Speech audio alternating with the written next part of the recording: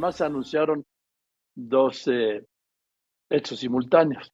Uno, la nueva titular de la Secretaría de Educación Pública, porque Delfina se va de candidata, se va a hacer campaña, pues, al gobierno del Estado de México. Y dos, la entrada en vigor del nuevo sistema de educación, un nuevo programa, ¿sí?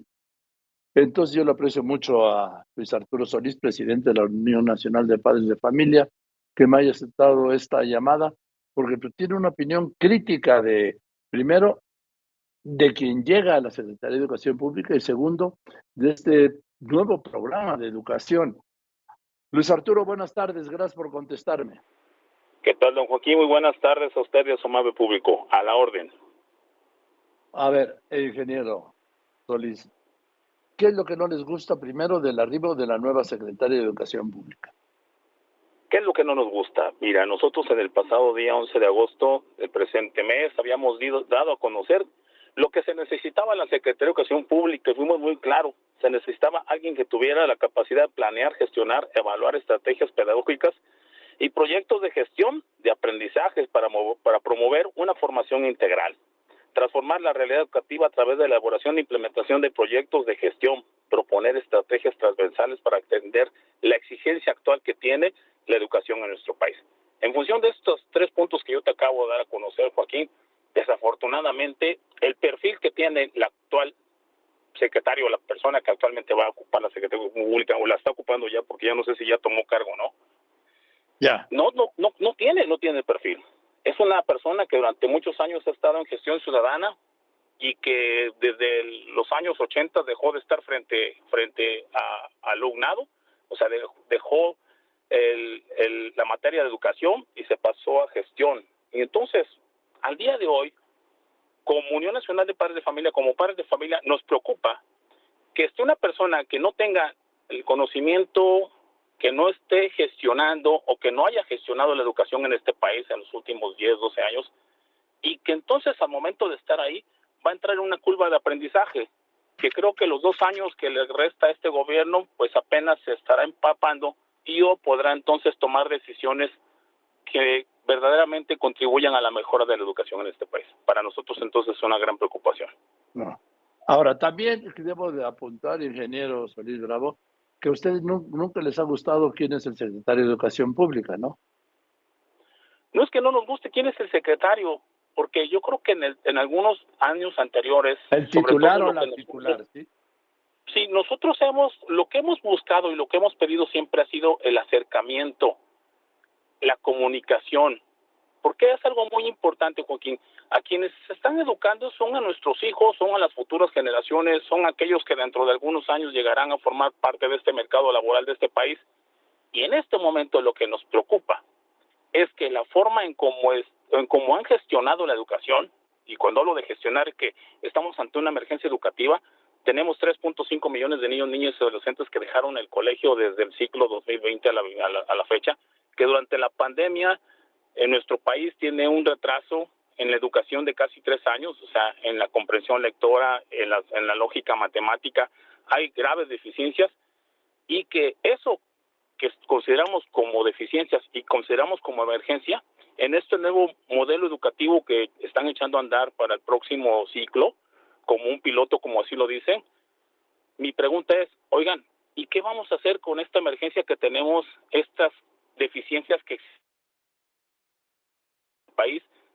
¿La vamos a dejar debajo de la alfombra? Se le va a buscar darle alternativa a estos casi 3.5 millones de niños, niñas, jóvenes y adolescentes que no tienen ahorita acceso a una escuela. Son preguntas que nos hacemos como padres y que no hemos encontrado respuesta, desafortunadamente. Ahora, y también quiero comentar, porque sí. fuimos nosotros a la Secretaría de Educación Pública físicamente, su servidor y otros padres de familia, llegamos a las puertas de Brasil y de Argentina a solicitar audiencia y no se nos abrió, no se nos tomó en cuenta. Y bueno, lo que nosotros queremos es que que podemos y debemos ser escuchados, porque así lo contemplan los consejos de participación de educación en todos los estados y que está contemplado en la ley. Ahora, en el tema del nuevo programa de educación, ¿qué no les gusta? ¿Y les gusta algo?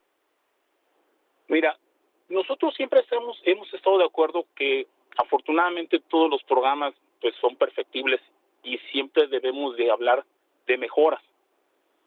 Y aquí se habla de que este nuevo modelo educativo traerá mejoras. Lo que me parece es que se le dé una reivindicación al magisterio en decir, bueno, pues ahora el magisterio va a tomar parte de... Pero quiero decirte que la forma en cómo parten del diagnóstico, y así como Omar Sarriaga en una mañanera diagnosticó y dijo él, bueno, este modelo educativo debe de cambiar, y cuando sus razones fueron más ideológicas que pedagógicas, y cuando hablo de ideologías, es que este modelo que existe es un modelo neoliberal, es un modelo racista, es un modelo clasista. O sea, híjole, cuando generas y partes de este diagnóstico denostando y polarizando a una sociedad, pues entonces ya considero que el resultado no va a ser el esperado.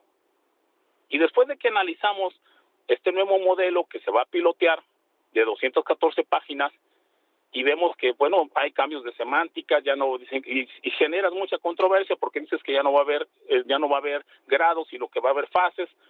Esos grados van a estar dentro de las fases, y posteriormente lo que más me preocupa como Unión Nacional de Padres de Familia es que el centro de la educación, o sea, el centro del conocimiento ya no sea la persona humana, o sea, ya no sea el niño, sino que en el centro del conocimiento vayan a colocar a la comunidad. Y cuando dicen, vamos entonces a poner a la comunidad como el centro del conocimiento, y dentro de estas 214 páginas que habla el nuevo sistema educativo, no está explicado, o no, a los pies de página, no he leído a qué se refieren con comunidad. Entonces, pues es muy preocupante que así esté establecido. Pero ¿por qué le preocupa algo que no acaba de entender como esto de la comunidad, como me lo está diciendo el ingeniero Solís Pues Bravo? lo que me preocupa es que, número uno, yo creo que cualquier modelo, y sobre todo en el modelo educativo, en el centro debe de estar la persona humana, debe de estar el niño, debe de estar ahí, ¿sí? Es aquel el que va a recibir la capacitación, es aquel al que se le va a dar conocimiento, y es aquel al cual se le va a evaluar. Si dices, vamos a quitar en el centro de ese modelo educativo, vamos a quitar al niño y vamos a poner a la comunidad, y de acuerdo como están desarrolladas estas fases, y también algo que no nos queda muy claro es la forma en cómo van a darse las evaluaciones, porque se dice que ya no va a existir evaluaciones, ¿sí? Se van a autoevaluar, y que ya no van a existir las asignaturas, se van a hablar de otro tipo de asignaturas, se van a hablar ahora, ahorita se me fue el nombre concreto, cómo se le va a llamar, ya no van a ser asignaturas, ¿sí?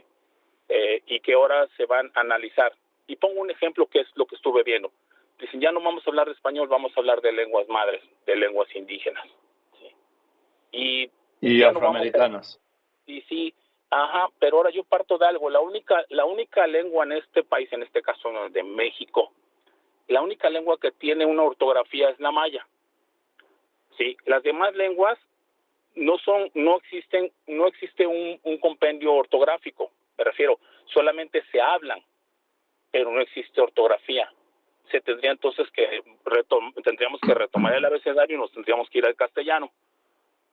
Entonces, como que aquel que creó o quiso formular este nuevo modelo educativo, hay demasiados claroscuros que como padres de familia, hasta el día de hoy, pues también lo que nos preocupa también, y yo creo que no a mí, yo creo que me gustaría que hablaras con el magisterio, porque yo también quiero escuchar a los maestros, oigan, ya se les entregaron todos los instrumentos en los cuales ustedes van a capacitarse, y que también van a empezar a capacitar a los niños que van a formar dentro de estas primeras fases. ¿Por qué? Porque de acuerdo al decreto establecido por la Secretaría de Educación Pública, a partir del ciclo 22-23, las primeras fases se van a pilotear, y cuando hablan de piloteos, que entonces ya se van a empezar a implementar, y se va a implementar en primero de preescolar, en primero de primaria y en primero de secundaria. Ahora pues, cuando ellos hicieron su evento público, dijeron que iban a hacer 30 escuelas por estado. Si hacemos la multiplicación, Sí. nos da 960 escuelas. Pero resulta que en su decreto ya las sumas no me salen, porque si se ponen a hablar de primero de preescolar, primero de primaria y primero de secundaria a nivel nacional, pues ya no son 960. No tengo todavía, no pude hacer las matemáticas en la mañana, pero no son ya 960, porque estamos hablando que en total existen 250,000, aproximadamente 250,000 escuelas en el país. Y si hablo preescolares, o sea, primero preescolar, primero de primaria y primero de secundaria, ya no me dan los 960. Y lo más preocupante para mí es, ¿a dónde están los manuales? ¿Cómo van a capacitarse los maestros? Y posteriormente la pregunta también muy importante y que siempre nos hemos referido, ¿dónde están esos libros con los cuales se van a basar tanto el maestro y el alumno para poder hacer estos pilotajes? Entonces, hay muchas preguntas. Bien. Y definitivamente lo que más me preocupa pues es que estén queriendo aplicar un modelo y que los únicos que sean afectados sean nuestros hijos. Bien, pues gracias, ingeniero, seguiremos hablando, le mando un saludo, buenas tardes. Igualmente, Joaquín, un gran abrazo a ti y a todo tu público. Gracias, ingeniero Luis Arturo Solís Bravo, quien es el presidente de la Unión Nacional de Padres de Familia. Mire, yo le quiero apuntar algunos aspectos del plan de estudio. En el plan de estudios se establece que es imprescindible que los estudiantes de educación preescolar, primaria y secundaria sean conscientes de que viven en un mundo globalizado que no logra ser para todos, que tienen acceso a él aquellas y aquellos que cuentan con los recursos económicos, tecnológicos, relaciones sociales y acceso a bienes culturales y educativos. Agrega el nuevo plan de educación del gobierno de la 4T que es fundamental enseñar a los niños que si bien la globalización trae beneficios, tiene como principio la colonización y la mercantilización de la vida. También se establece en este nuevo programa de educación del gobierno del presidente López Obrador que cuando los niños empiezan a estudiar la modernidad, en realidad están estudiando los procesos de colonización y sus dominios, que se asegura son 4 e impactan en el día a día de los estudiantes, generando desigualdad. 1. El dominio económico como la apropiación de la tierra y la explotación humana. 2. El dominio político que comprende el control de las autoridades. 3.